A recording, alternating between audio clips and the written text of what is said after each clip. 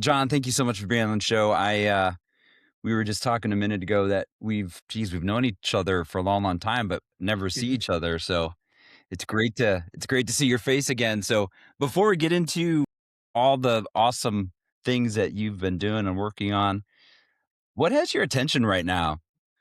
What are some of the things you're thinking about right now? I feel gratitude quite a bit these days. 2025, I don't know what your 2025 was like, but for us, it was a struggle. We were fine. We're fine at the end of the year, but it was definitely a bumpy ride. And I'm feeling gratitude that was able to, just through all what's the word I'm looking for? Through all the ups and downs and the kind of incredible, from the news cycles to, the economics, the sort of yin yang that kind of came out of it, just feeling grateful to be here and feeling like we're going to have a really good 2026 looks very bright for us. So, yeah, that's what I'm feeling right now. That's what has my attention. Yeah. So when you have space to or time to think and not produce, what do you tend to sit and do? I I'm a big fan of actually of working out. I work out 4 times a week, and I find that you know I never was interested in exercise when I was young, ever. You were talking to the least athletically inclined person that you probably have ever met, and but for whatever reason, when I hit my mid 40s and I started getting interested in it, I found it very almost spiritual in a weird way. To kind of like it was a very very good kind of antithesis to the business. So the business is very fluid, as you know. It has you know big peaks, deep valleys, and working out is not about that at all. It's about showing up and doing the work every single day, and just sort of whittling away at it like a woodworker. And I feel like that's been very cathartic for me in this sort of point in my life. Other things I do, I love to, I think like most creative people, like listen to music, search for, I don't know, have a music degree. So I'm really passionate about music. And that's a way that I usually sort of engage a different kind of level of creativity or way of seeing the world and try to stay as far from the news cycle as I possibly can, those types of things. Well, it's like you're reading my notes. So you studied both visual communication and music performance, if I have that right. Yes. And was there a particular instrument that you played? Yeah, I majored in percussion. I ended up playing percussion is for those of you who don't know, it's like the things you hit, so drums, but also things like marimba and xylophone and vibraphone, everything to triangle, tambourine, snare drum, sort of like it's basically the color of music. And You of course, know, the legendary cowbell, right? That would The be it. cowbell, yes, yes, I do know how to play a mean cowbell, absolutely. And so yeah, it was an incredible experience. I actually got pretty far in it. Was performed with some regional orchestras here in the Chicago area, as well as in a percussion quartet for probably about 15 years. And, that we did some good stuff. So it's definitely a passion of mine, and I don't do it as much as I wish I could, but it's I definitely love it. It's Well, let me ask you this, and I mean, this could be a stretch, but how does music, or how do you think music may still shape the way you think about like time and pacing and meaning and design or creativity? Yeah, I don't think it's a stretch at all. I actually have always seen all of the creative disciplines as really not being too far away from each other. Um, I think there's the way you think about composition, both visually and let's call it temporally, right over time, it's the exact same. It's the exact same ingredients, whether it's with sound as it is with visuals. You're talking about scale. You're talking about color. You're talking about density. You're talking about impact. You're talking about message. Like all those things are always in play. And so I've always really found those boundaries to be really fuzzy. But I mean, that's sort of our outlook, though. The reason why we call the studio span is this idea that you're kind of bridging gaps between all of those disciplines, right? And this idea that communication design is really applicable in ways in which, maybe most people don't traditionally put it into. And I think my music, in my sort of like dual, upbringing, or those, it's sort of, I think, just inherent in how I think about design in the world, really. That they're really those boundaries are a lot thinner and a lot shallower than I think most people think they are. Mm. Yeah, it's fascinating. I love that. So when you work across like brand and motion installation, sound, Mhm. snippet design. So when idea shows up, how do you decide like what form it deserves if it's not defined for you? Yeah, so I think a lot of times, well, it works in two different ways actually. So I would say that a lot of times understanding the strategy is really the most important thing. What are we trying to achieve with this particular message or goal? Like what is your specific strategic goal? And then we can start talking about the different ways in which we could use design to really achieve those, right? And I think having the understanding of all these other disciplines, which everyone in the studio has, is really advantageous for our clients because we bring all that know-how. We don't come in and say like, well, all we do is logos. So I'm gonna sell you a logo because that's what I do. We're able to sort of say like, well, what are you trying to achieve? And we might be able to say that like a web platform might actually be the best approach to that. And it doesn't have to be complicated. It can be very simple, and we know how to do that. And I think that has allowed us to be much more certainly creative in our own lives, and it leads to a much more kind of rich and vibrant career, I think. But also, I think it's led to a lot more success for our clients because we're able to help them see potential avenues for success that they maybe not, they hadn't seen for themselves, really. So you're in Chicago, yes? Yes, Wheaton right now, but Oh, yes, I didn't know Chicago. Yeah, we're close to each other right now. very close. Yes, Yeah. you actually. My mom lives in St. Charles, so I'm out that way quite a bit, actually. So before we get into your forming of span and the Hmm. concept behind that, what were some of the key moments in your early career, key people you worked with that really challenged or helped form the view you have now when it comes to the creative business world? Yeah, sure, absolutely. Well, I mean, I have to say Rick at the top of the list. So I worked as first a junior designer and then eventually senior designer and partner with Rick Valicenti at Thirst, as well as with my other current business partner, Bud Rodecker, I was at Thirst for 18 years. It was really like my formation. And I think I owe my career to Rick and the lessons that he shared. And Do you I ever think call him Yoda to his face or behind his back? no, Rick is way too Italian to be Yoda. That's true. That's true. That's true. That's true. Yeah, yeah. He's, I think he's got more Joe Pesci in him than he has Yoda. So no, I think Rick certainly has, and has for many people in the Chicago design community, especially, sort of functioned as this sort of sage, and with good reason. He's a genius and has incredible business insights and incredible creative insights, especially about how to lead not only a creative practice but a creative life. And I think one of the biggest lessons he taught me is that creativity is not something, it's not a job. It's almost more like just who you are. And then you can figure out how to not monetize it, but make a living from it, let's say. And so certainly he taught me a lot about that. The other person that I have to sort of give credit to, though, is his sister, Barb. Barb ran the business side of it. So the accounting, the bookkeeping, the invoicing, all of that. And I mean, in terms of the like brass tacks functionality of how to run a business, I learned a lot of that from Barb and her discipline and her rigor and all of that. And I learned that that's super critical to keeping the tangent afloat. Like you really do have to understand those types of things. And those are things that you don't learn in art school. You should. I think every creative person, especially every creative student, should at least have some business sense because, like, even if you're doing it on your own, you're going to have to know it pretty fast. Yeah. That's why I love in today's like university and college experience, you have these entrepreneurial courses now or even a degree. Hmm. I would have loved in school if I would have taken either business marketing entrepreneur course. I think that would be so powerful. Even if you don't go start your own agency, there's so much entrepreneurial thinking and for lack of better terms, independent thinking that you need to have as a creative that I think Right. would be so helpful. And nothing else, it puts you in your mindset of your clients too, and what they're trying to achieve much more so too. So it even can help make your work better because you're thinking like a business owner, right? Yeah, I totally agree with that. Other people that have been incredibly influential for me would be Paula Scher, Michael Beirut, certainly, Eddie Opara. I love their work. And have there's a gentleman named Matt Pike who practices with a group called Universal Everything out of the UK, who I've followed for a long time and really have admired his artistry and how he directs teams and sort of builds projects.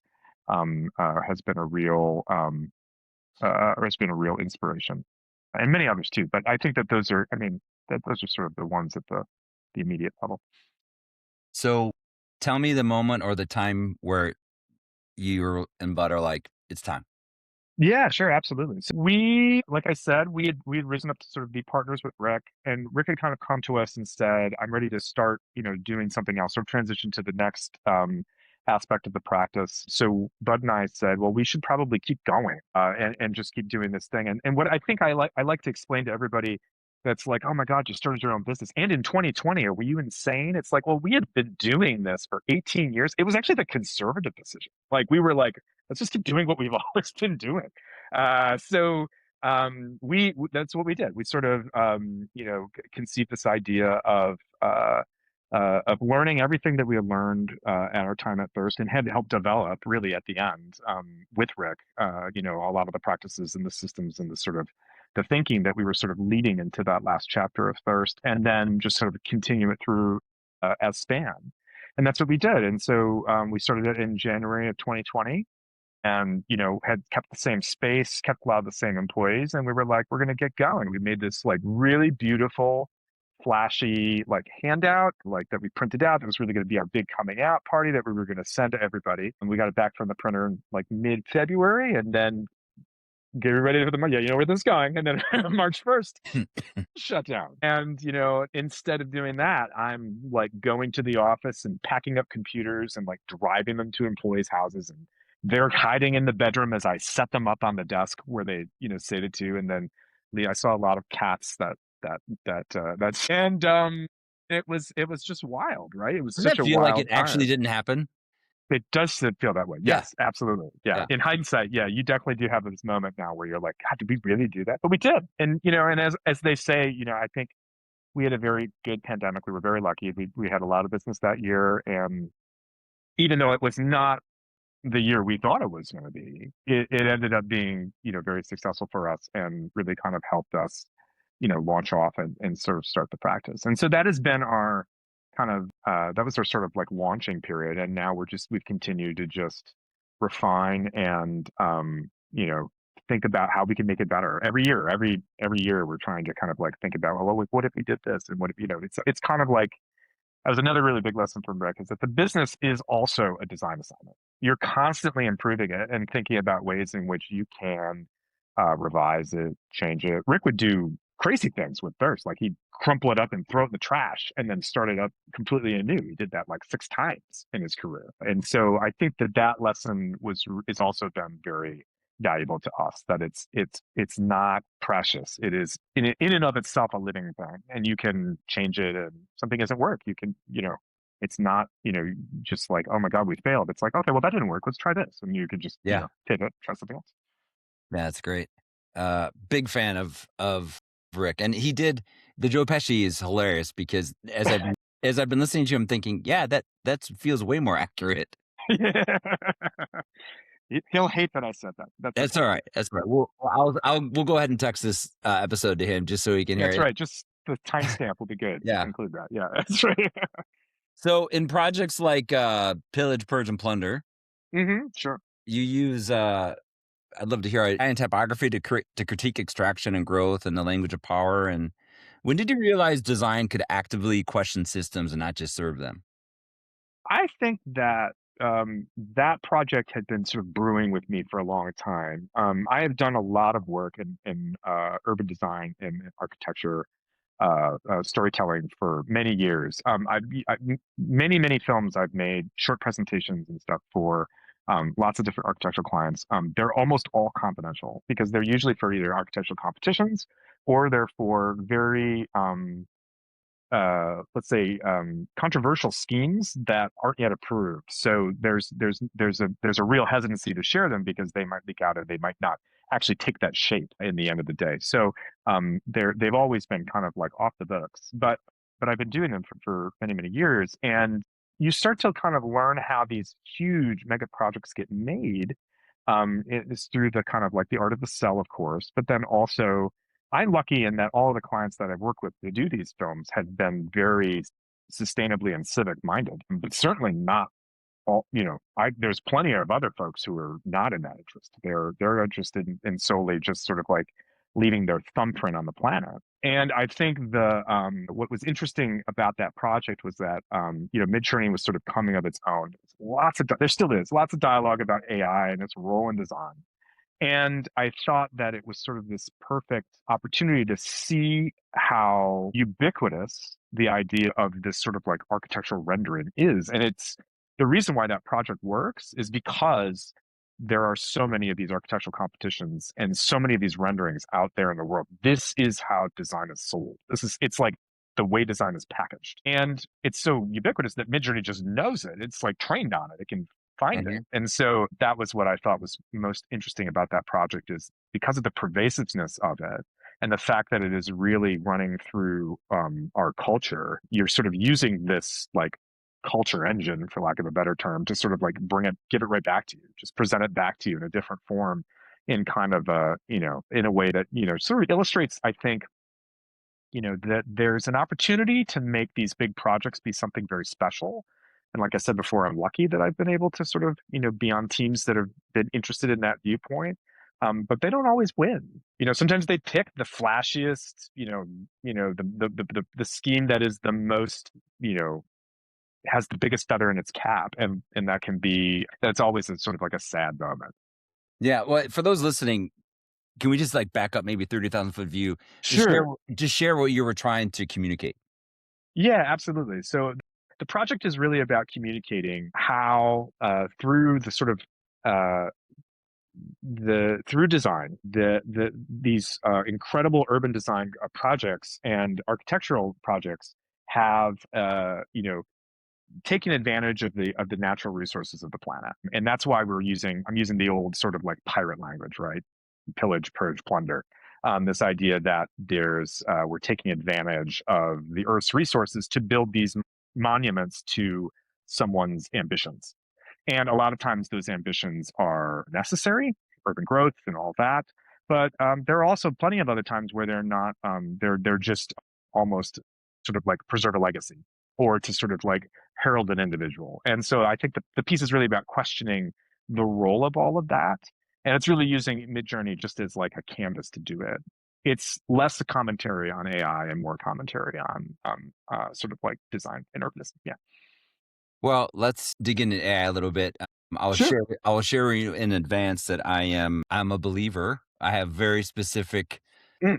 guidelines and pros and cons of how I will and won't use it right now, but I think I have described it before as assistive, not creative. So where is AI generally helpful in your work, and where do you draw a hard line right now, if you do? I I think assistive and not creative is really continues to be the thing that I find most useful for it. So when you come to AI or when one comes to AI and gives a very open-ended prompt, meaning, show me the future of mankind, what you get out of it is really uninteresting. It's very much sort of like this amalgamation of tropes, of sort of like, basic ideas. There's not a lot to it. It might be very beautiful or even very polished, but it's definitely not very substantive. And so I think that, like anything, I find that the most interesting work comes out of going back and forth with it, almost as if it was another design tool like InDesign. Sometimes some people can just sit down and like slap over a grid and position some stuff down and it's beautiful. But most of the time you're kind of, laboring through the process of thinking through like, okay, what happens if I make this bigger? What if I try something over here and I, shift the composition? And for me, that's really what AI is about. It's another kind of tool to kind of go back and forth on it. There's lots of concerns about its sustainability cost, its sort of burden on the planet, its the sort of explosive growth in data centers. Those are real concerns. I think those are things that we should be like very, very challenged Yeah, I and have to check challenged this about. quote, but I think like ChatGPT spent like $1 trillion on energy or something crazy last year. I mean, the Yeah. number that the New York Times quoted was like, I'm like, that can't be right. Yeah, no, it is. It is.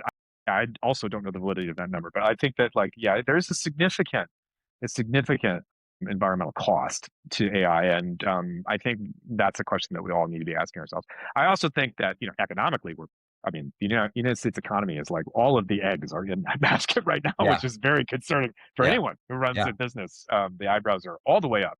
If anyone's old enough to live through the '90s, we know how this story ends. Yeah.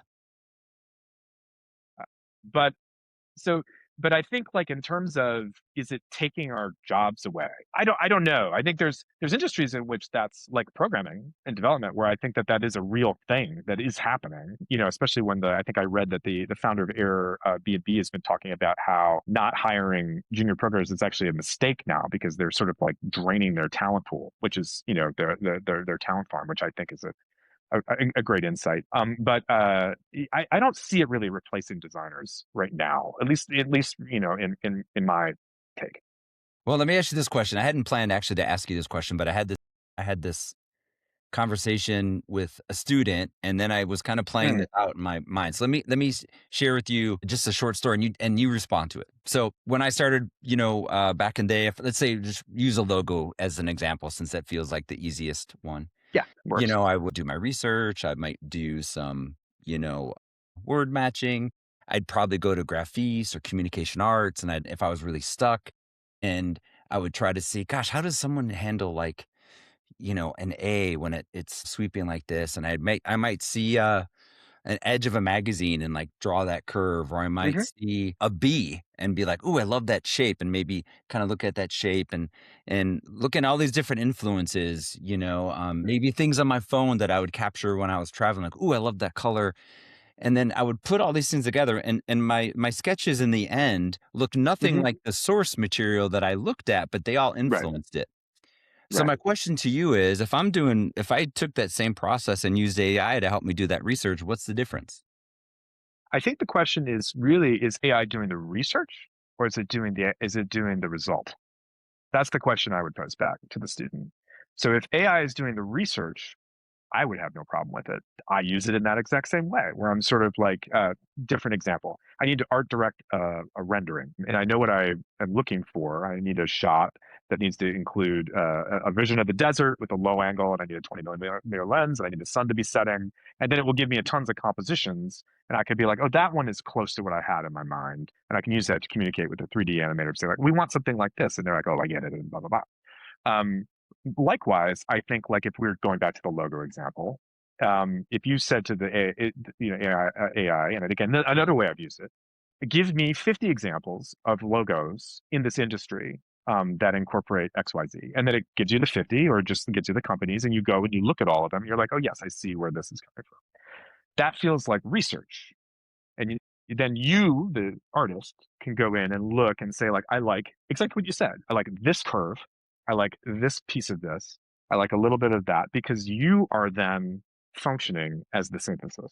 Yeah, You're bringing to get I think the big thing, I think where we're aligned too is what I was trying to share with the student is I'm not giving up my agency. I'm using it as a tool to help give me more ingredients for me to play with in my sketchbook or on Illustrator or whatever. I have a problem, and nor do we right now in any way, shape, or form generate images and sell them to our client.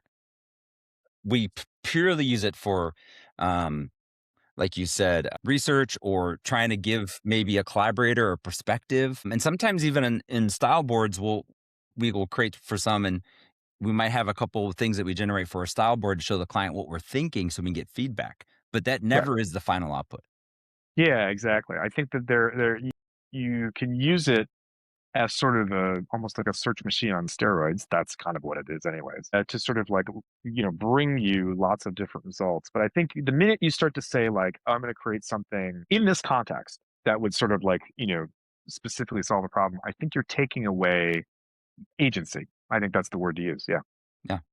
Awesome. Thank you. I just wanted to, I was, Yeah. no, it just struck me because, we were talking about this. I'm thinking, I wonder, this feels right to me, but maybe I'm missing something. No, I So, do. I definitely I agree with you. Yeah. yeah. So I know you've worked in a lot of, civic systems, and I think also like Chicago Transit. I'm interested Yes. when an audience is an entire city, how does responsibility change when your work shapes how people move, understand, or trust public systems, or does it not change? I think the idea of community engagement is much more relevant in civic work than it is in commercial or private work. So a lot of times, the classic sort of design, 101 structure is like, you listen in the beginning, you ideate, you refine, you deliver, right?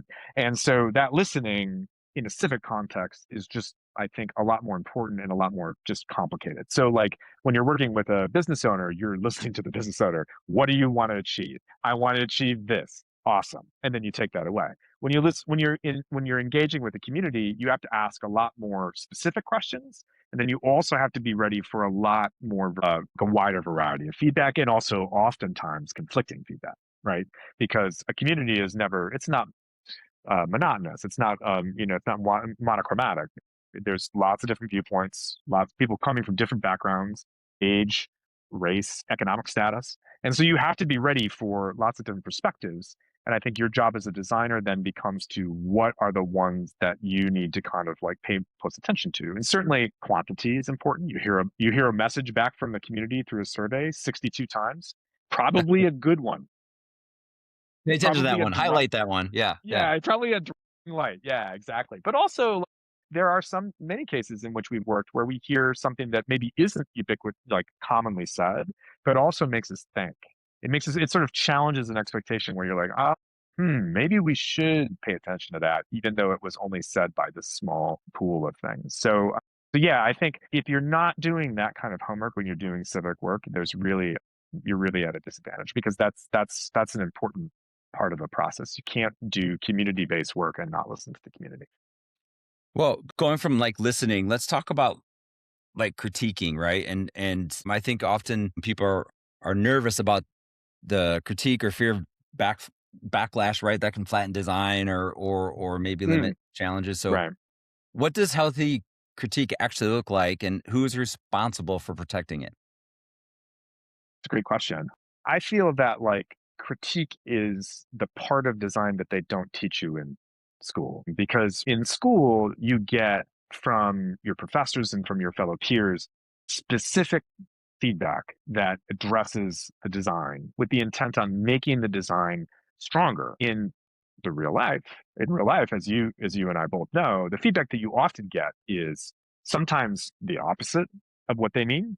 Sometimes it is an emotional reaction to the overall aspect of the design that could be fixed very easily, but is presented in a way that's like feels like you need to start over, when in fact you don't need to start over. You just need to change something. And I think you have to learn as a designer what all of those situations mean, and all of that nuance happens. And that in and of itself is its own craft. And I think that's something that is, at least I have yet to find a design school that really teaches that well. Because I think it's possible that it cannot be taught. It has to be learned through experience of working with different people. Because in design school, you're communicating with people who have design skills. They are designers themselves. They see the world the same way you do. They can describe the things that are the issues in the same way you can. But when you're working with a client who is really good at, affordable housing, or really, really great at banking, or, medicine delivery, they're sitting in a chair where they're kind of being asked to provide critique or approval, or feedback on something that they have no real expertise in. But every human feels the sort of need to provide that feedback, because that's what I think that's a natural thing. And that's what they're paying for. So I think a lot of times the importance of who's responsible for that critique is always falls to the designer. Either giving it properly, recontextualizing the critique when it's said in the meeting, or like when it's given, or working your absolute best to understand why it's being given. And it is a selfless act, because the first statement that Rick Evers told to me, I sat down in the chair on the first day, and he sat down to me and he looked me dead in the eyes and he said, "Never fall in love with your work." And that is like a harsh thing to say to a 22-year-old who's just started their career at a design agency, but also I think a very realistic, like, the work is not sacred. Like it needs to be able to be adapted and changed and flexed, and it's your role to figure out what that has to be and still keep the work very, very strong, which I think that's really what separates the designers from the amateurs, I think. Yeah, that's actually wonderful wisdom. When people ask me about what's some of the hardest parts of this career, and I would say early on, I didn't realize that if I'm showing 3, 4, or 5 directions to a client, all of them but one, and sometimes all of them are gonna be tossed out. And over time, if you don't understand what's actually happening in your role, that could be soul sucking, right? Sure. And I think you said something interesting as well. I think another part of our job, especially with clients that maybe don't have experience giving feedback, is to learn how to hear it and articulate clarifying questions that they could respond to and not feel like you're on the defense or you're trying to debate. It's really more, no, I'm looking for clarity. We're actually in this project together. Hmm. And this collaboration only works if we can communicate. And so I find that I think for younger designers, at least from my perspective, that is probably the hardest thing It is. to hear, learn, and adjust to. Yeah. Yeah. The art of concealing compromise is really the like the grad school that you go to once you start to become a professional, because there is not a single project that I have ever done where when I have shared something, there has not been something that needs to be adjusted. It's just human nature. They're paying money, you're presenting it to them, and their job is to say, "Oh, I love it, but not this part of it." And they want to. Everyone has to put their thumbprint on it or their touch on it.